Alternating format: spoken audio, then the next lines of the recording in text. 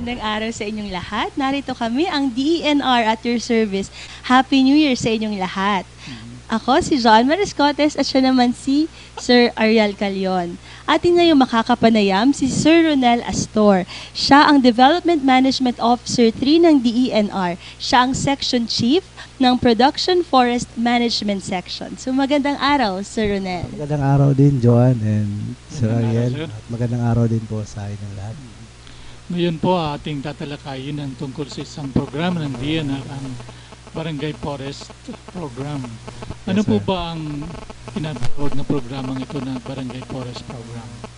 Itong Barangay Forest Program po ay nagsimula nung mabuo ang Joint Memorandum Circular 2013, the 03 ng ating kalihim ng departamento na si Secretary Ramon Pay at ang Secretary ng DILG na si Secretary Maroas.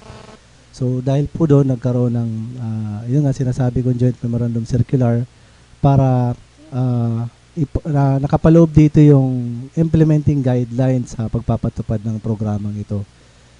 Dito nakapaloob yung ating programa na iniimplementa ng DENR na kung saan ang ating mga stakeholders dito ay yung mga barangay mismo na cover ng programa.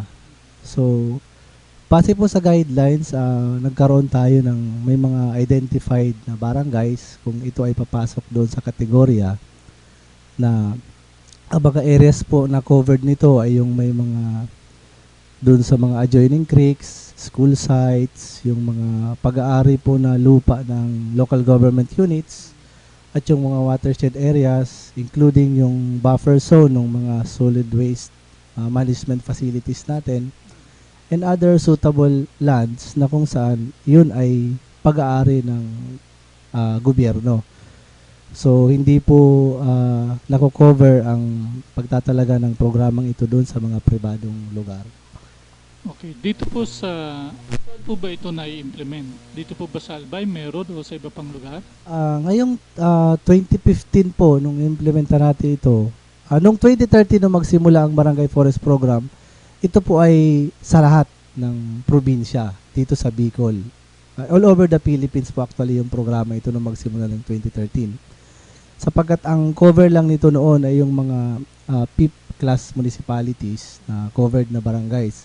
Subalit ngayong 2015 nagkaroon ng separate na release ang ating kalihim na kung saan tayo ay ang DENR ang naatasang pondohan ang nasabing programa na kung saan na italaga dito yung province ng Albay. Sapagkat hindi lang dahil nandito yung tinatawag nating Climate Change Academy, so alam din natin ang Albay ay isa sa mga lugar na kung saan dinadaanan lagi ng bagyo. Paborito. Oo, paborito to. Ng bagyo. At alam naman natin, kilala yung ating gobernador ng Albay na pagdating dun sa disaster risk management na medyo siya doon, masigasig siya doon. So, yun siguro yung isa sa mga naging basihan kung bakit isa ang Albay sa naselect na bigyan ulit ng pondo for this program. So, dito po nailagay namin ito sa 252 barangays all over the province. Sa 15 municipalities and 3 cities po yung na-cover nito, iwa-iwalay. Nagkaroon po kami ng site assessment sa lahat ng barangays before kami nag-award ng program. So nakita namin kung ilang area doon sa particular barangay na yun yung magka-qualify na ipapasok sa programa. At yun ay nagkaroon ng memorandum agreement para masimulan yung programa. Doon nakapaloob din kung paano sila magsisimula, paano sila babayaran nung kanilang mga accomplishment doon sa pag-implementa ng programang ito. At dahil po din dito nakapag-hire tayo ng maraming extension officers para ma-monitor yung mga maayos na pag-implementa ng programang ito. So sa ngayon po natapos namin yung masasabi ko yung physical accomplishment ng Barangay Forest Program ay natapos na. Subalit may mga hindi pa po na bayaran sa kadahilanan sa dami ng barangays na yon sa pag-process po sa ating accounting sa Penro medyo ginahol din sila sa oras at may mga kailangan pang dokumentong i-attach doon sa mga billing kaya na pending. So kaya kumbaga parang may extend to ngayong January siguro for the payment ng mga barangays pang hindi na bayaran na iba. Sa ginawa po bang pag-reforest ng ating mga barangay, ano po ba yung mga itinanim na species ng kahoy? Doon po sa programa, ito po ay nakabase pa rin doon sa guidelines ng ating National Greening Program na mayroon tayong tinatawag na mga commodities under the National Greening Program. So sa case po ng Barangay Forest, mayroon kaming binigyan na yung isang commodity doon, yung fruit. Yung mga fruit bearing po tulad ng pili, guyabano or other fruit bearing species basta endemic po dito sa Bicol. Pero yung usually ang nire-recommend namin yung pili kasi yun yung ating parang pinopromote sa Bicol. Pangalawa, mayroon tayong napasama din dito na mangrove doon sa mga areas natin dyan, especially dyan sa may bandang Rapu-Rapu. Dyan dito sa may Legazpi area and nito, mayroon din tayong mangroves dito na nabigyan. Meron din tayong riverbank stabilization na kung saan nagtanim tayo ng bamboo para ma-stabilize natin yung ating mga riverbanks. At may beach forest din na napasama na konti. So halos yun lang yung naging commodity na naipasok natin sa Barangay Forest Program. At karamihan doon, halos na accomplish naman lahat ng mga barangay na yon. Kasi sila na mismo yung nag-produce, ang iba ay bumili, pero sila na halos ang nag-decide. Tayo lang po ang DNR lang yung nag-i-inspect kung talagang yun ay naayon doon sa specification. Ay, meron pa pala tayong, kalimutan ko, yung urban commodities. Yun po yung mga tinatanim natin doon sa school sites and doon sa mga roadsides. Na yung mga species na ito ay yung mga tinatawag nating may mga aesthetic value. Yung mga punong kahoy na namumulaklak. Opo.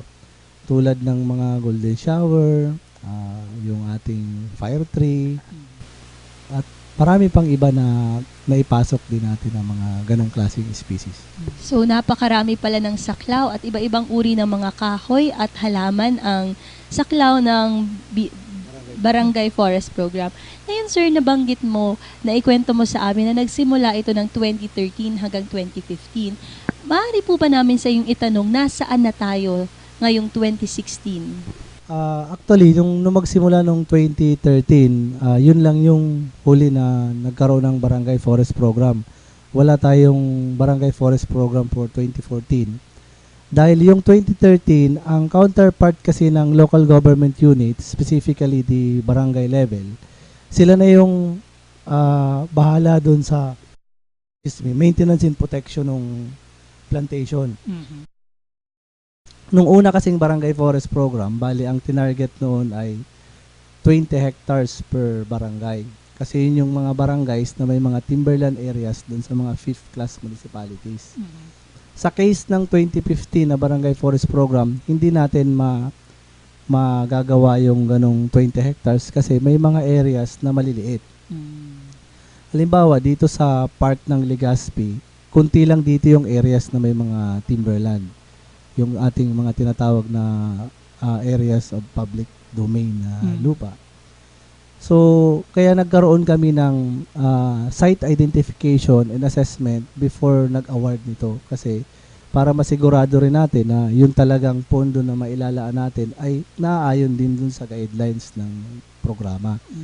Kasi kung bibigyan lang po natin kung saan lang dyan na barangay na hindi natin ma-identify kung may mga areas talaga silang available, so magiging violation yun doon sa guidelines. And doon sa ating general provision siguro na walang no public funds shall be appropriated except for public use and purposes.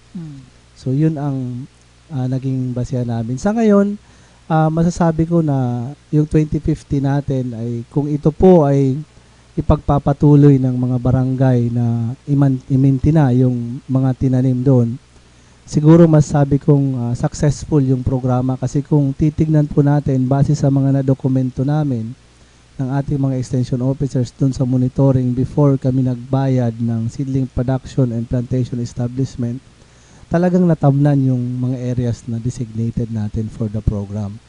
And ito ay ang bunga nito ay makikita natin hindi man siguro pa sa ngayon. Halimbawa yung mga fruit bearing natin siguro 7 to 10 years mo pa before mo makita yung benefits niya na mga bunga.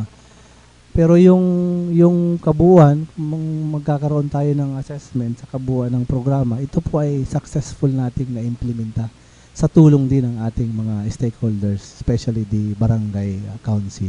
Sir Ronel, nabanggit mo na ang DENR, chine-check lang natin ang mga naitanim ng mga barangay. Tama po ba ito?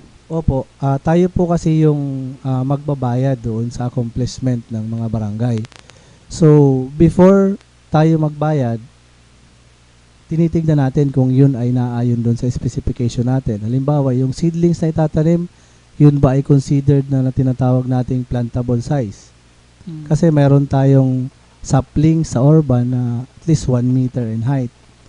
Tapos yung ordinary seedlings natin, it should be at least 1 foot and pencil size. Para mabuhay po para itong sigurado suka, natin mabubuhay. na plantable na yung size ng seedling. So, before naman tayo nagre-recommend doon, mayroon tayong tinatawag na inspection ng ating mga, may team tayo doon. May mga designated tayong focal person per municipalities dito sa Albay na silang nag-check ng ating mga accomplishments. So, after ma-check, nire-recommend nila na ready na for payment, nire-recommend natin ang payment for that particular accomplishment and activities. So, after nung payment ng seedling production, nagpatanim sila, nag-inspection ulit tayo ng matanan, at nire-recommend ulit natin yung payment for the plantation establishment. May natitira pa sa ngayon na mga bayarin natin yung dun sa protection and maintenance na 1 cycle and yung retention fee ng barangay. Kasi bawat payment po, ito ay na-explica namin during the orientation dun sa iba't ibang barangay na bawat payment sa kanila, halimbawa yung bayad sa seedling production and the subsequent payments, kailangan magre-retain tayo ng 10% na retention fee doon. Yun ay security ng office. Kung ang isang barangay ay hindi ma-accomplish yung naayon doon sa terms and obligations nila doon sa Memorandum of Agreement, yun pa ipo-forfeit natin. Hindi natin i-release sa kanila yon. So, kahit nabayaran na natin sila ng seedling production and plantation establishment, yung natitirang payments and to include the retention fee, pwede nating i-withhold yun para kung sila ay magkakaroon ng violation or hindi pagsunod doon sa obligasyon nila doon sa Memorandum of Agreement. Sa assessment po ng DENR, sir, kumusta naman po ang survival rate ng mga naitanim? Maganda po. Yun nga po ang aming pinagpapasalamat sa mga barangay council kasi nakita natin yung talagang pagpursigirin nila na may sa ayos nila yung patanim. Actually po, ang ating standard should be 85% pataas bago tayo mag-recommend ng payment. So far, wala pong bumaba sa 85 na survival rate. Kaya nakapag-recommend na po tayo. Halos lahat ng barangay na na-inspect na i-recommend natin for payment kasi pumasa sila doon sa standard na yun. So siguro makikita natin ito after 2 to 3 years na yung bunga ng programang to, siguro doon lang natin masabi na ito na pala yung Barangay Forest Program. Pero sir, di ba, meron tayong mga tinatawag na force majeure. Siguro di din natin maiiwasan na tamaan tayo ng bagyo, ng sobrang init. Ano rin naman po ang epekto nito sa Barangay Forest Program? Yun po ay doon sa ating seedling production or procurement na ginawa, ni-require natin sila ng mortality allowance. So tayo po ay during the inspection, halimbawa ang target nila 1,000, pinagagawa namin yan na 1,100. Na yung pong mortality allowance na yun ay hindi na saklaw ng ating babayaran. Pero nire-require natin yun purposely para meron silang magamit pag halimbawa may mga namatay dun sa tinam na nila, gaya ng sinabi ni Joa na yung mga hindi maiiwasan, halimbawa dinaanan ng bagyo or may nadistroso na hindi rin kagustuhan ng barangay, meron pa silang natitirang seedlings para sa pag-replant ng particular area na yon. And part na rin po yun ang obligation ng barangay na they can allot out of their era for the subsequent year na ma-maintain yung ating programa, yung project nila. Kasi isa rin po yun, nakasaad din yun doon sa Memorandum of Agreement. Ito po bang Barangay Forest Program na ito ay supposedly natapos na ngayong nakaraan na 2015? 2015 po sa level ng DENR kasi tayo po yung yun lang ang pinunduhan natin, yung 1 year na establishment. Okay. Yung second year and third year na protection and maintenance ay counterpart na po ng barangay. Nakasad po yun sa Opo, MOA? Nasa MOA po yun. So, ang gagawin na lang po ng DNR ay i-monitor natin kung yun po ba ay nasusunod din ng ating mga barangay. At yun halos mayroon din commitment yung mga barangay na ganun. Kasi pwede rin silang mag-alat ng pondo dun sa for budget nila for this year kasi mayroon silang basis yung joint memorandum circular na yun. So napakaganda pala ng programa na ito, ang Barangay Forest Program. Aside sa natutulungan natin ang mga barangay na nagtatanim, nagkakaroon sila ng trabaho, at napapaganda pa rin natin ang environment, nadadagdagan ang ating mga punong kahoy. Ngunit sir, kahit gaano kaganda ng isang programa, meron pa rin yan na mga problemang pinagdadaanan o pagsubok kaya. Ano po ba kaya ang mga napagdaan ng pagsubok ng Barangay Forest Program? Marami din po. Una dito yung pagdating dun sa processing ng payments sa barangay level. Kasi sa DNR wala tayong problema. Kasi progressive payments tayo eh. Once na may accomplishment, bibigyan natin sila ng bayad. Nagbigay lang tayo ng paunang bayad, yung mobilization fund. After payment ng mobilization fund, kailangan may seedlings na sila before tayo mag-release ng second billing, ng subsequent payment. Ang naging problema nito, pagdating sa barangay, kasi na-transfer na natin yung pondo sa barangay eh. Kasi hindi naman nila basta-basta mawi-withdraw lang ng barangay yun. Kasi they have their procurement process. Na before nila ma-disburse yung pera, kailangan nilang dumaan din dun sa bidding nila. Kung yun ay 50,000 up. Kasi under the procurement law, ang barangay, 50,000 pataas, kailangan nilang mag-bidding. Mayroon tayong mga payments na more than 50,000. Example, yung ating mga barangays na may mga 30 plus hectares na project. So may isang payment tayo na 100,000, 200,000 na kailangan nilang i-bidding.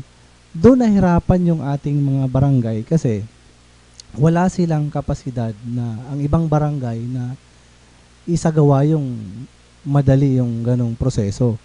So ang ginawa na lang natin doon ay nag-ano tayo na miniting natin ulit yung mga barangay at yung mga barangay na alam kung paano nila gawin yung gayong proseso, pinasunod na lang natin yung mga barangay na hindi nakakasunod. Pero yun yung unang nakaantala sa programa kung bakit may mga barangay na nag-back out na, ayaw na daw nila kasi ang hirap daw ng proseso kung paano nila mapapalabas yung pera. May case nga kami na may nagbigay ng barangay resolution sa amin dito sa office para to withdraw the program. Ayaw na nila. Subalit nung makita nila yung isang barangay na katabi nila ay nakapag-release din ng pondo nung binayad natin, binawi ulit nila yung resolution at pinurso nila yung programa. Kasi maganda nga. Kasi isipin mo, bibigyan na natin sila ng pondo para tamnan yung barangay nila. Aside sa benefit nung kahoy na yun o yung fruit-bearing tree na yun later on, yung livelihood sa barangay makakatulong din eh. Kasi nag-hire sila ng mga tao para patamnan at nabayaran. Yun ay constituents din ng mga barangay natin. Especially yung ating mga barangay officials.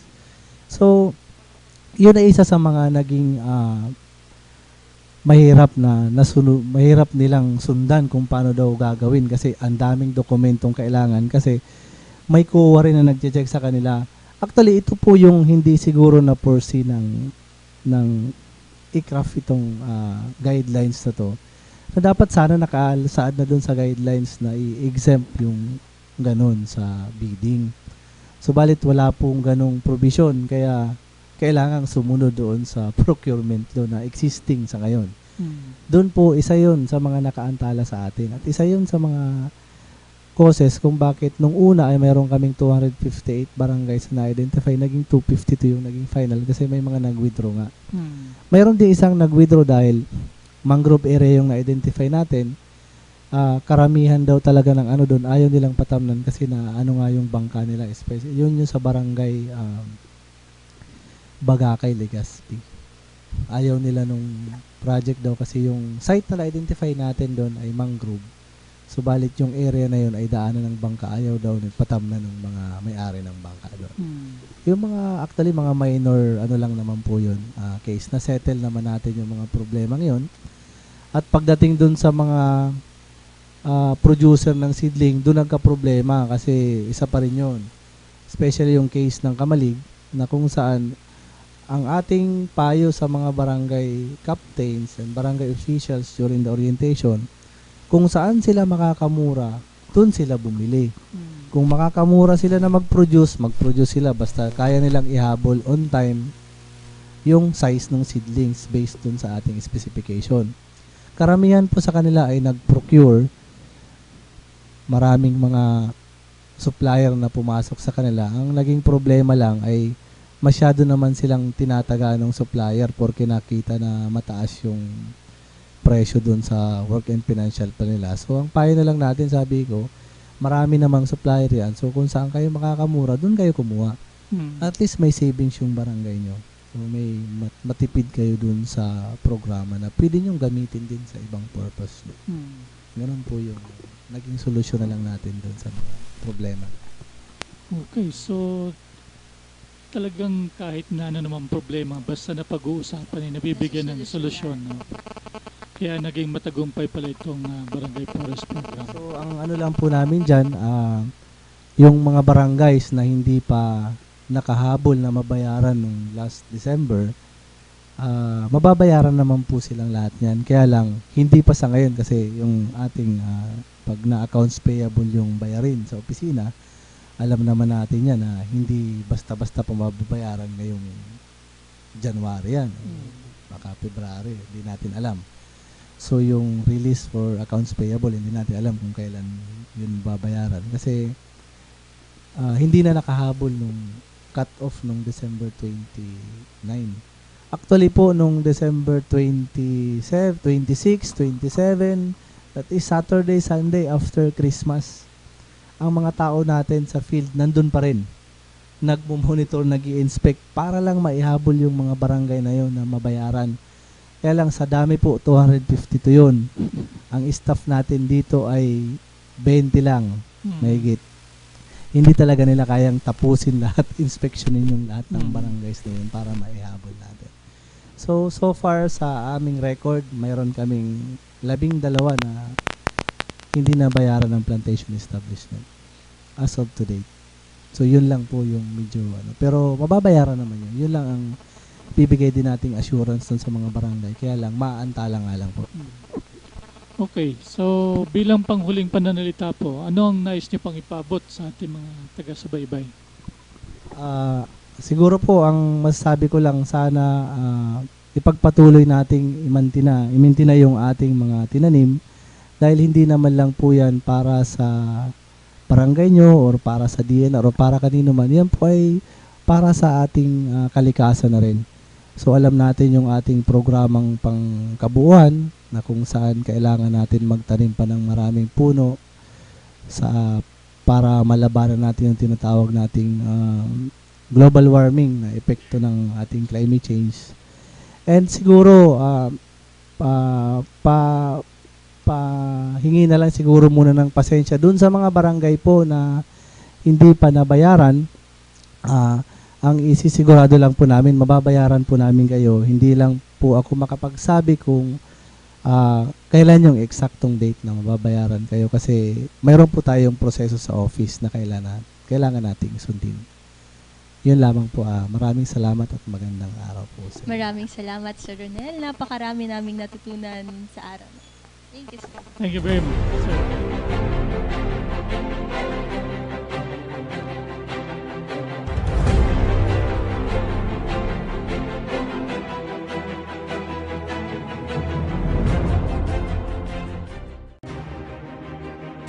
Mahigpit na ipinagbabawal ang pagbiyahe o paglabas ng mga kahoy, furniture, rattan, nipa, hanay at iba pang yaman gubat base sa PD 705 o Forestry Reform Code of the Philippines o Republic Act 9147 o Wildlife Act of the Philippines nang walang kaukulang permiso sa Department of Environment and Natural Resources, DENR. Gayon din, ang anumang uri ng sasakyan o kagamitan na ginamit sa nabanggit na mga ilegal na gawain ay maaaring makumpiska. Ito ay isang paalaala mula sa DENR. Para sa karagdagang detalye, mag-log on sa www.denr.gov.ph.